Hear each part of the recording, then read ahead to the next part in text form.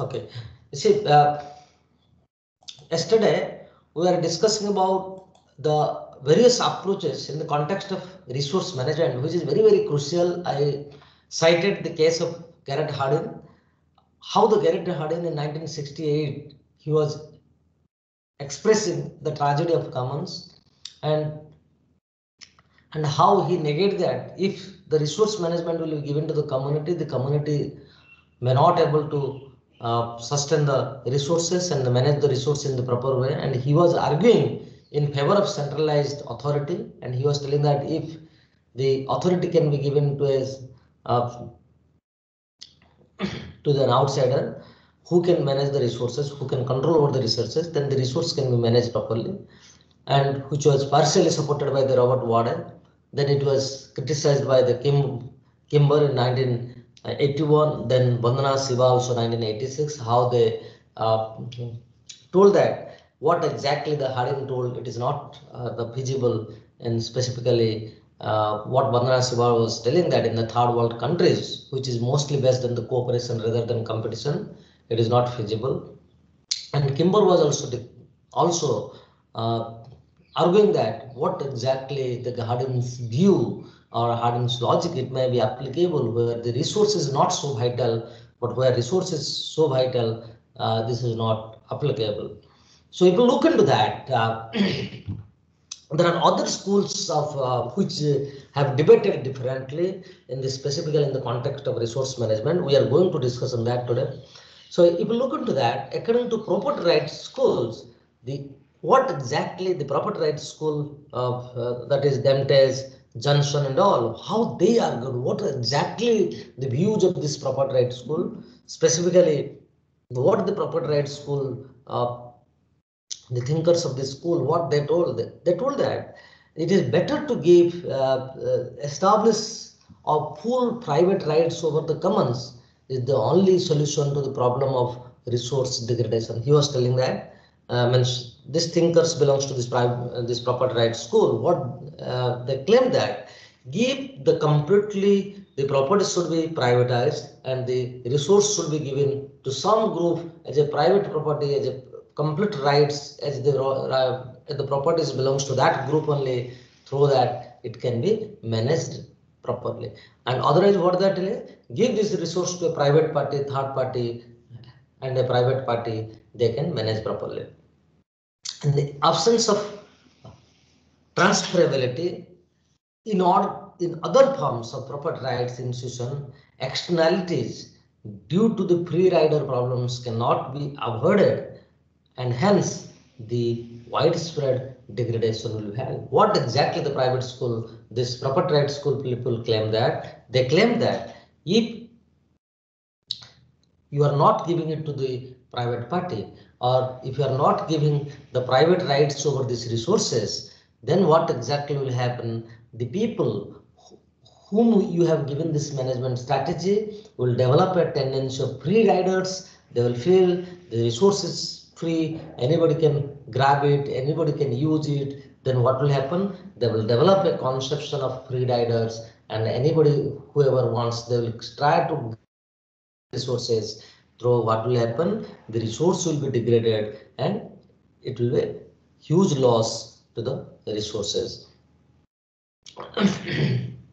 So here groups are, what he was telling that if you are giving the rights to a particular community, if you are in the management strategy, they may not able to manage the resources. So because they are not having that much capable, they don't have efficiency in accountability, in managing, in maintaining proper records. So that's why, because they have also what exactly this property rights school told that if you are giving this management strategy to a particular community, so here, so they have a diffused authority. There will be not single authority there. They are having a diffused authority because there are so many complexes in this community. Because of this diffused authority system, they will be not able to manage the resources properly. On the other hand, what you are telling, the school, on the other hand, if the individuals with unique and absolute authority are assumed to act in socially preferred manner in deriving the present stream of benefit, so then the resource can be managed properly. What exactly they are telling, that give this property to an individual as a private property, they can manage very better. So that's why individuals rather than community would be in a better position to allocate the resources more efficiently and maximize the societal returns. This property rights school people always claim that the resource should not be given to a community, rather it should be given to an individual. So they were telling the individual rather than a community can better manage the resources because they have a more efficiency and a single person having an authoritarian can use his own idea, approaches and manage the resources in a better way. And they are telling if you give it to the community, then the community will develop a sense of free riders and there is diffused authority within the community for which the resource cannot be managed in a proper way. So criticizing the idea of privatization of natural resources, there are other group again, what they told like Brumley, Carnia and all, what exactly they told that. They pointed out that no privatization over natural resource will give right to a limited group by excluding the rights of majority of the others. So they had criticized the privatization of these natural resources. They told no, if you are giving the right to an individual or to a particular community, what will happen? Or to a limited group. So here we will deprive the others. So we should not deprive the rights of the majority of the peoples. Rather, we should go. They didn't give immediately a solution, but what they told, but they criticized that no, the privatization of the natural resources is not a better solution in the context of managing the resources. The Robert Wade, who favored the hard in 1987, in 1988, again he argued that it is not necessary to impose regulation on the commons from the outside. Even the Robert Wade, who was telling that if you are giving the rights to the community, then the social cost of his resource, what he was telling, uses for that others will capture the benefits of the resource before they could. What Robert Wade was telling in 1987, he was telling that if the resource will be given to the community, then in the community there will be always a competition and people will always feel that if I cannot, unless and until I take the opportunity of using the resources, the other will reach. Because there is always a pure conception developed in the minds of the people that even if before I reach, others may reach and they may take it away. So that's why they will always have a tendency that to use it fast, to take it away fast through that before the others reach. But the same Robert Wade in 1988, what he argued that it is not necessary to impose the regulation on the commons from the outside. He stated that while privatization of resources or government claims of ownership can erode the local management institution, shared property rights can be reinforced collective action among a group.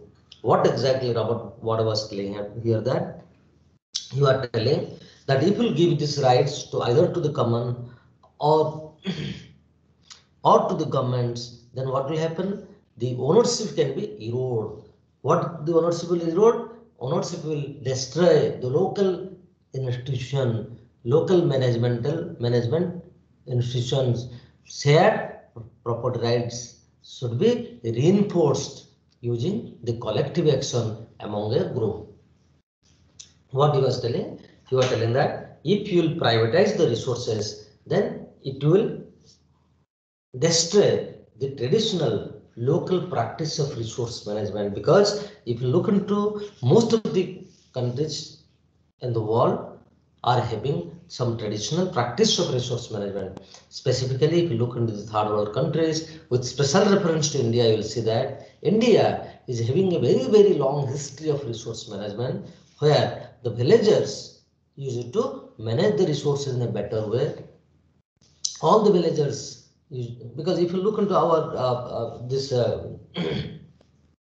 I'll share some of my articles from where you can you understand that what was exactly the history of resource management in India, and how India has proved traditionally the local villagers were having a strong community feeling, was well managing the resources, but in course of time the this rights over the resources is being taken by the governments in the name of centralized allocation, in the name of centralized authority, in the name of these government controls.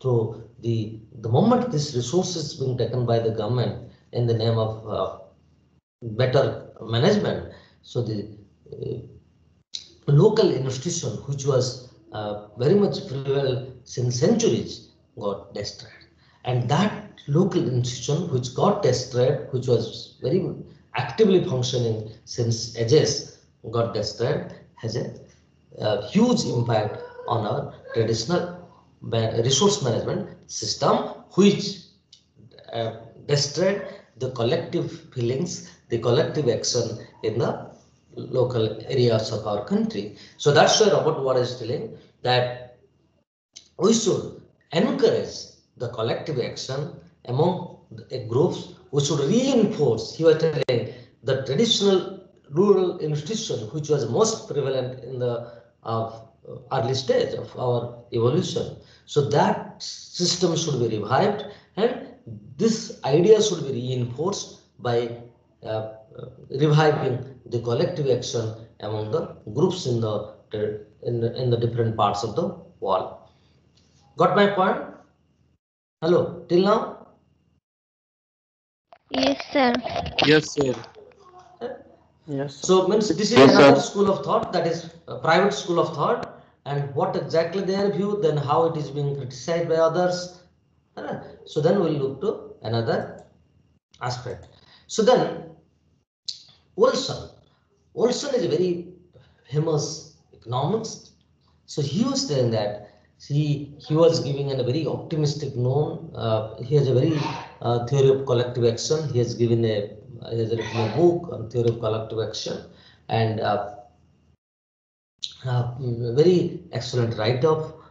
He was telling that he was given a very optimistic note, that he was telling that the community can manage the resources in a very well, and but he was having a kind of suggestion that the community should be very small, because what you are telling, if the group is very small, they can organize the resource management in a very better way. He was telling that the common property resources should be given to the local community, and that local community should be very small in the size, because if the size is same, then it will be more homogeneous in nature, and they can resolve the dispute within themselves. They can because they will have a better coordination, they can have a better face to one-to-one contact most of the time. So then he was telling that the small group can provide themselves with collective goods without relying on coercion and any other positive inducement apart from the collective good itself. This is because in a very small group, the members find that the personal benefit or gains which they achieve from the collective action are more than the total cost which they have made to get the collective action. So what he was telling? He was telling that in a very small group, the members find that the personal benefit or gain which they achieve from the collective action are more than the total cost.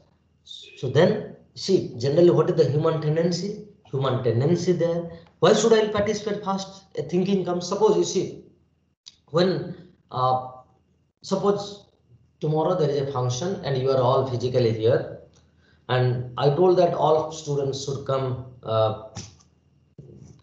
tomorrow. I am organizing a very conference, and I need all of your help, and you please people come uh, tonight and help me uh, in arranging the entire activities for the tomorrow function. So then what will do?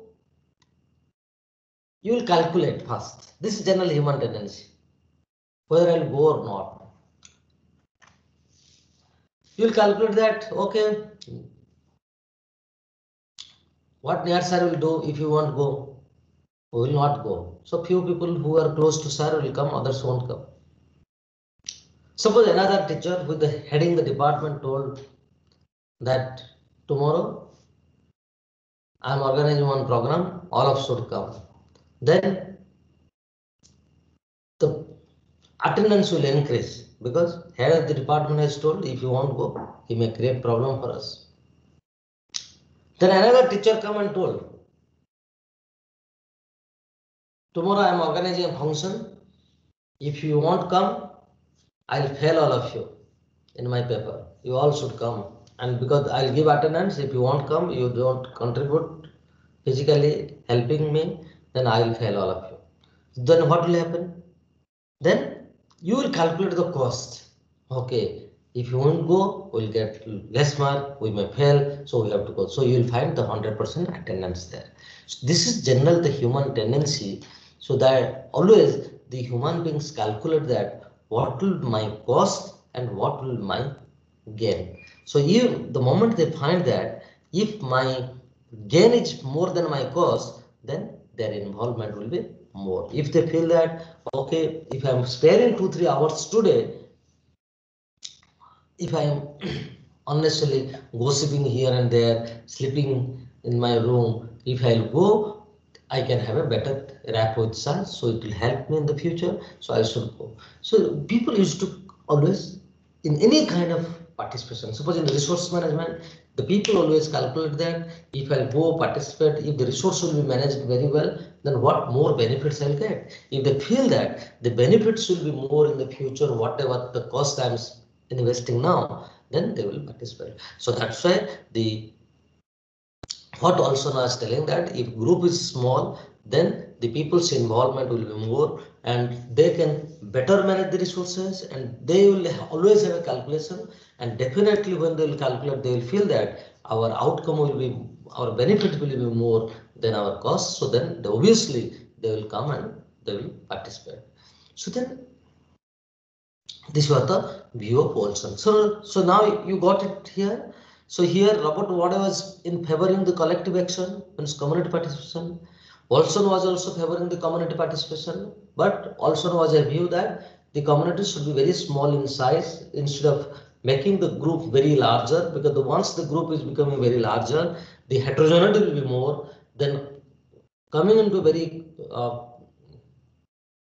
common agenda will be very difficult. So that's why he was telling that the community can manage the very well, but provided the community should be small in size. It is not that very large community can manage the resource in a very better way. But he was in favor of community management.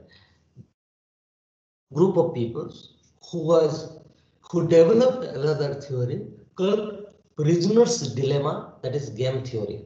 So those who are from economics, they might have studied already the game theory.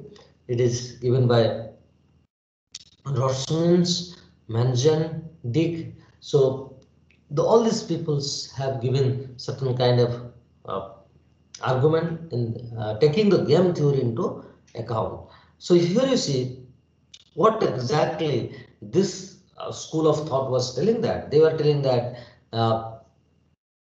whether or not people are capable for cooperative behavior and whether they will choose to cooperate or organize voluntarily, the focal argument of the prisoner's dilemma is specifically to revolve around the situation where two suspects are interrogated separately for a jointly committed mistake.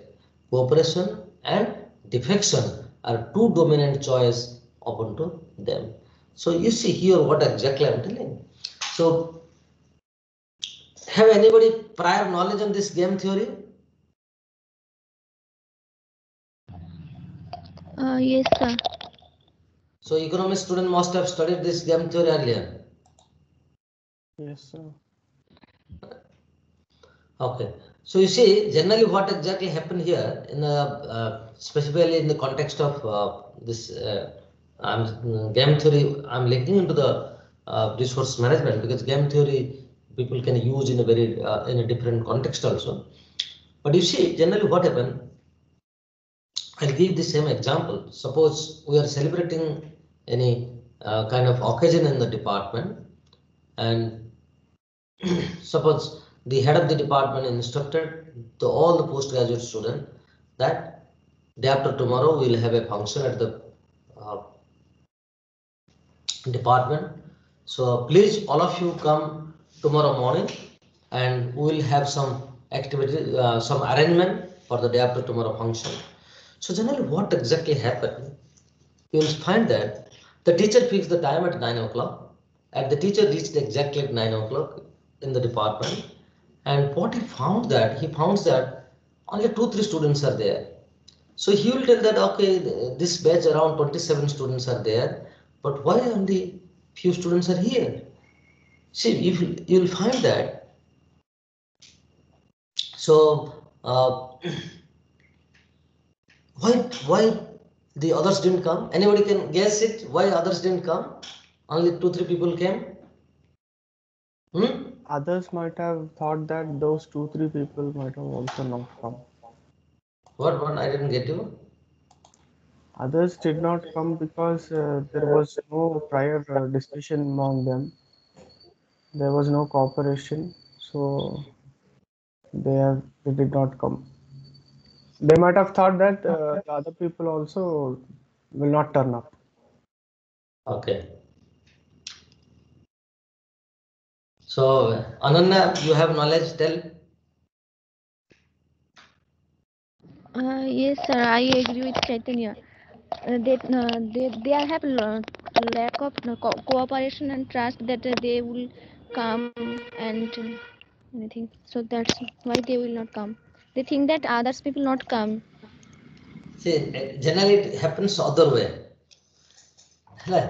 What you both told, generally our thinking is not that, because you see, we always feel that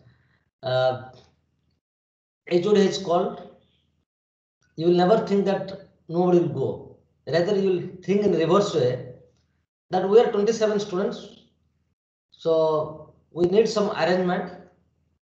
So HOD is called, as HOD is called, everybody will go. You will think in that way. Then what will happen? Ultimately, you will see that Chaitanya will feel, I will not tell anybody that I am not going. I will sleep in my room. If somebody asks me, I will tell, yes, yes, I will come. But what ultimately will Chaitanya will feel that if I won't go, rest 26 people will go. The work will be done. Sarnet's work should be done. He will not remember who is here, who didn't, who came, who didn't come. Out of 27, if one absent doesn't matter. In the same way also,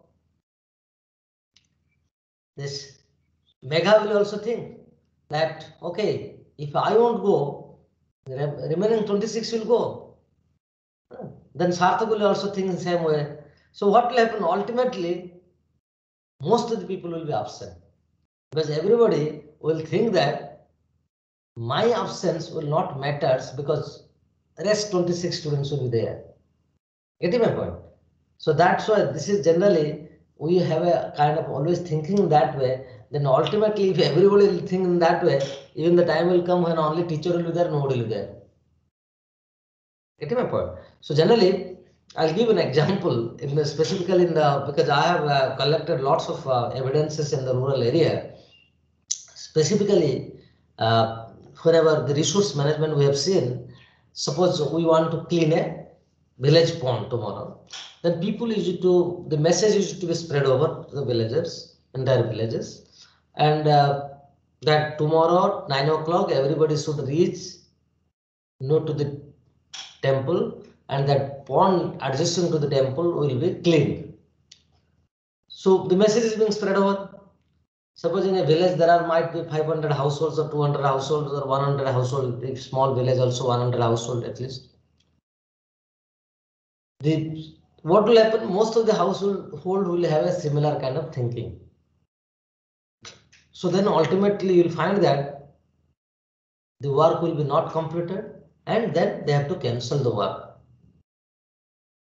Similar case also happens in most of the cases we have seen, specifically in the canal irrigation. In the canal irrigation, generally what happens, suppose on a particular outlet, maybe around 10 farmers are depending on that outlet. Either they may cooperate. If all of them cooperate, the canal will be very clean, because always the water flow will be very good, and all the farmers will be benefited. But sometimes what happens, the farmers adopted the same strategy of this game theory approach. What they feel, okay, we are now 10 farmers depending on this outlet. No issue, because everybody needs water. So even if I want to go and I want to clean it, the other 9 people will clean it so that I can also get the water. So if everybody starts thinking in that way, so then the canal, nobody will come forward and nobody will clean the canals, and then outright what will happen, that will go moves towards the tragedy of commons. But if always everybody thinks in that way, then that's why in most of the common property resources, the tragedy of commons happen, because if the people develop a tendency of game theory. I'll just I'll share you example. So here you see, 1 second, I'll share you one slide.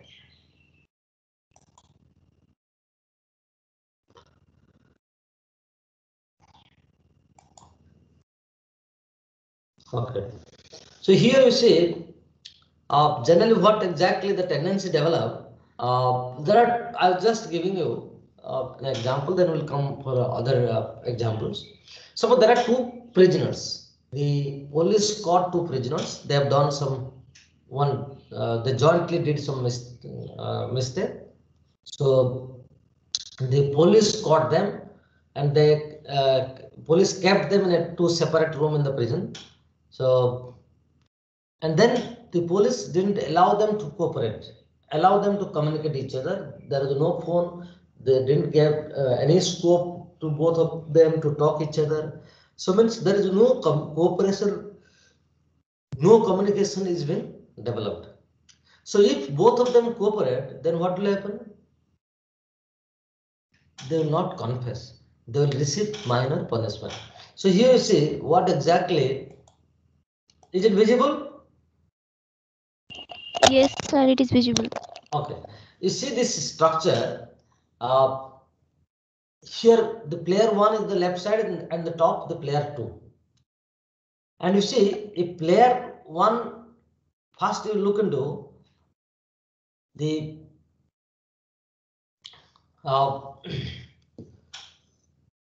the 0 is for 10 years.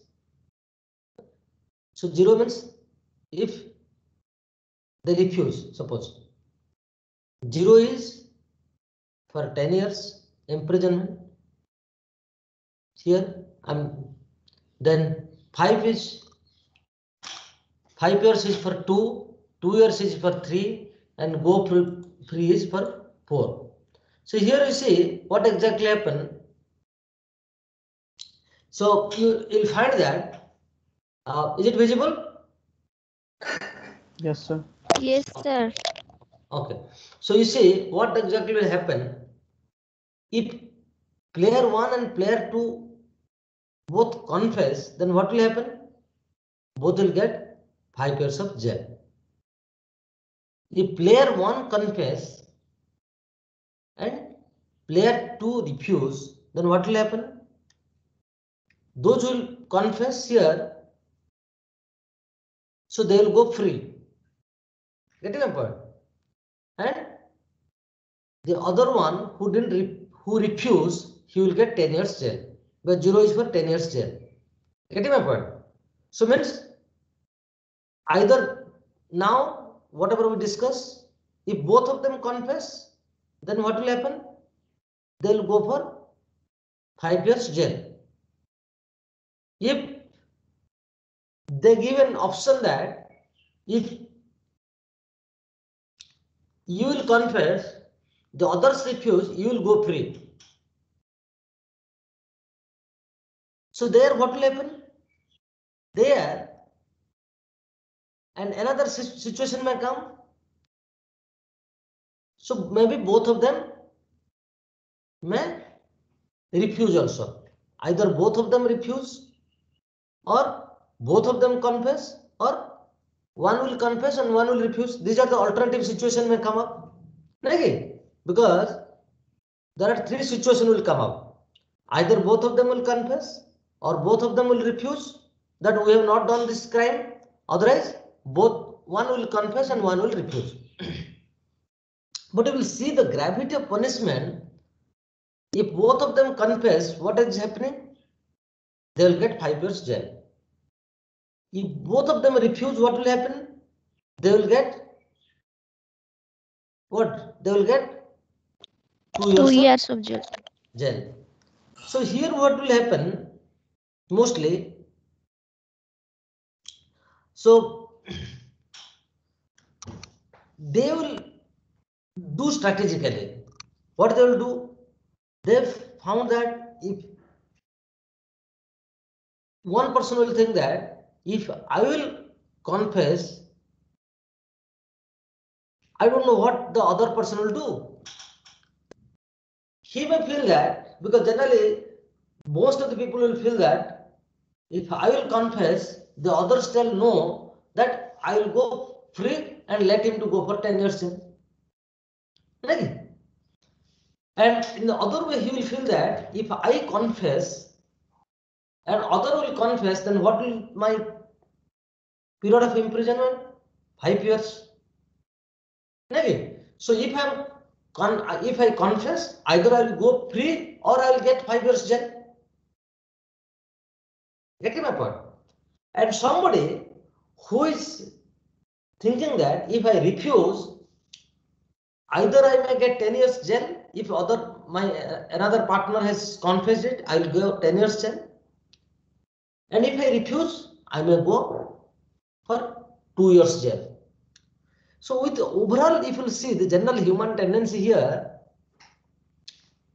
they will ultimately prefer that it is better to refuse. So then what will happen? Ultimately they will refuse, and that what they will tell. So here the refusal will be the dominant strategy, and each has and will develop an incentive to refuse. So hence you will see that the rational situation will come where the players will make them votes of both will end off with having 2 years imprisonment, because they have an option that if they could have confessed, if others could have refused, then somebody could have gone free. But still they didn't opt for that, because thinking that the others may make them in trouble. So yes, everybody will have a doubt on each other, that so then, because X will think that if I confess and Y confess, thinking in the same line, I might have refused, then he might have think that okay, if I'll confess, I'll go free. Getting my point? So, and then the other way, if somebody will feel that okay, it is better to opt for the refuse, so that we both will get less imprisonment. And if you look into the overall situation, anyhow, at least they could have gone free. At least one could have gone free if they could have confessed, but still people opted at least for the jail instead of going free. So this evidence has shown that actually that the rational choice of each individual with a kind of initiative or hard to take the free ride at the cost of others. So here, so what exactly the Harin told the tragedy of commons. So the similar way, these game theory people are also telling that the generally this kind of human tendency which is being developed by the people leads to the a kind of tragedy of the commons. Have you got it? Have you understood what I told? Anybody any doubt on this game theory aspect now? Because I'm not going details on game theory. I'm just using it how game theory approach is usually used in the resource management and how it deteriorates the resource management strategy. Anybody?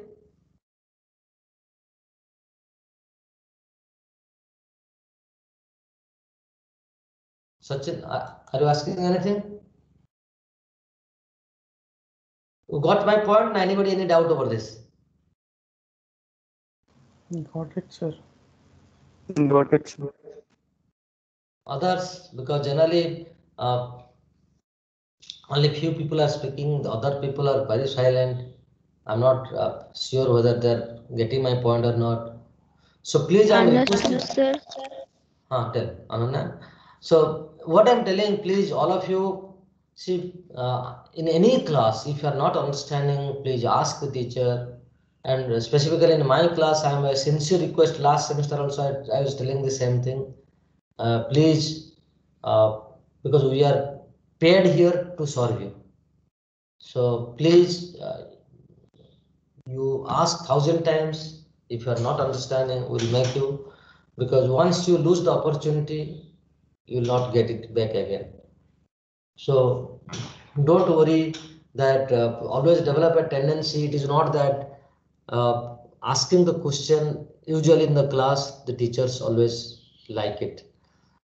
Yeah, it should not be the tendency. I'm not good in English. You can ask in Hindi also, doesn't matter. What I'm telling, please, if you have any doubt, please ask. I'm trying my level best to make it understanding, but still, if anybody is having any doubt, please ask also. Because don't carry your misunderstanding within your minds forever. The things should be very clear. Hello, because we are here to help you. So, and specifically in my case, I am very much committed to that. So, so that's what I'm telling. So, because in class, I have never heard any voice from most of, only few are speaking, and maybe 5-6 people are there who are always more involved, and others are only sleeping. And then I don't know whether they're present or absent, God knows only. But anyhow, please be active and ask the question also in all classes. Anyhow, so now if you see that the another thinkers, because whenever if you work in future and environment, you will remember me by using you have to use all these theories, you have to read all these thinkers, and at that time only you can remember that what exactly sir was telling today. So all these theories and approaches are useful now. So you see another very famous economics, specifically who works on resource management, and Ostrom, or Oliver Ostrom. Have you heard the name of Ostrom? Anybody? Anybody heard the name of Ostrom? No, No, sir. sir. Okay. No, sir. Oliver Ostrom got the Nobel Prize in the year 2009. She was a very famous economist, and she got the Nobel Prize in economic science for her groundbreaking research on demonstrating that ordinary people are capable of creating the rules and institutions that allow for the sustainable and equitable management of shared resources. He has so she has written a book called Governing the Commons. Very beautiful book. If in future, if anybody interested, I have that book also. The Governing the Commons, for which she got the Nobel Prize in 2009. So she, if whatever article, books she has written, really marvelous. And what exactly the Ostrom was, her statement was very simple. She was telling that the ordinary people, means anybody, have the capability of creating the rules. It is not that only centralized some authority having the knowledge of creating the rules, managing the resources, managing any development projects. She was telling that any people, a very common man have the ability to create the rules, to formulate the rules, and to develop the institution that allow for the sustainable and equitable management of the shared resources. She was telling that the commons, the common man, the group, the ruralites, the any community, you give the right of over the resource management to any common man, they can manage the resource in a better way than any centralized authority system. Getting my point? So she was telling that, okay, if you give this right to the local community, as a common man, the local community can better manage the resources.